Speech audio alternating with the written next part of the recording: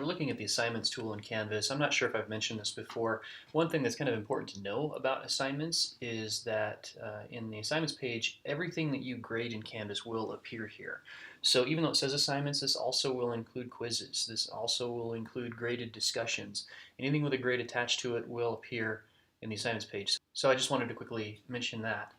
So this particular video is going to be talking about creating a new assignment. So let's just jump right into that. Whenever you see the big green button, that's how you create something new. So I'm going to add a new assignment. And here I'm going to name this assignment. By default, anything you create in Canvas is unpublished, as you can see here. I have access, like everywhere else in Canvas, to the rich content editor. So I can add my instructions here. It's always a good idea when creating assignments that you also provide printable instructions for the students.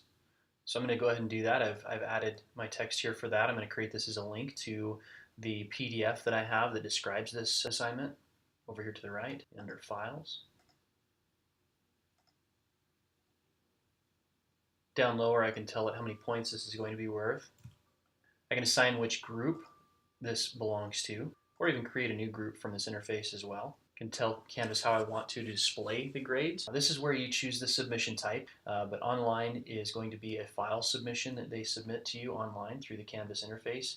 If you want your assignment to have a submit button, essentially, this is what you need to make sure you specify.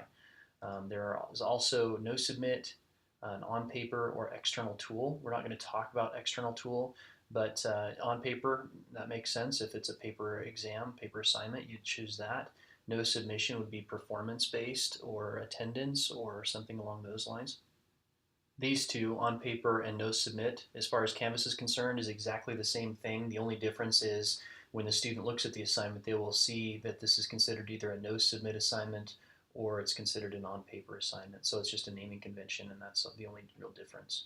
We're going to stick with online because those two are fairly simple, but for an online assignment, you have further options. These options would go away if you turn that into a no submit. These are the different options you can specify for an online assignment submission. You can either allow students to do a text entry, you can allow them to hand in a website URL, you can allow them to provide a media recording, or you can specify that you require file uploads. If you mark file uploads, you have further options of restricting the upload file type so that you don't receive odd things that Canvas can't use. If you're using the Crocodoc editor in Canvas to provide students with markup, annotations, things like that, the student needs to submit either a doc, a docx, a PDF. There may be other file types, but those are the three that I would suggest. It's important when you're inputting these file types here, that you follow the format that they provide here. It's just the extension itself, no dots in there, just extension, comma, extension, comma. Down farther, you can specify this as a group assignment if you have your students broken up into groups. Peer reviews, we're not going to talk about in this particular demo. A little bit farther down, we have assign to. So this is how you can specify who this assignment is going to be applied to. If you want to differentiate the due date or the availability dates for anyone in particular, you can do that here. You can do that by typing in specific people who are in your course. So if I wanted to add a second option, I could put another student in here and have them with a very specific due date if I wanted to give this student maybe just a little bit more time while everybody else's due date might be a little bit sooner. So that's how you can kind of break up your due dates for specific people, specific groups, different sections of your course. There's all sorts of functionality there. If you decide, well, I don't want to do that after all, you can hit this X and it goes back to assign to everyone for that specific due date you've specified. Down at the very bottom, you can notify users this contents has changed. This will generate notifications to your students.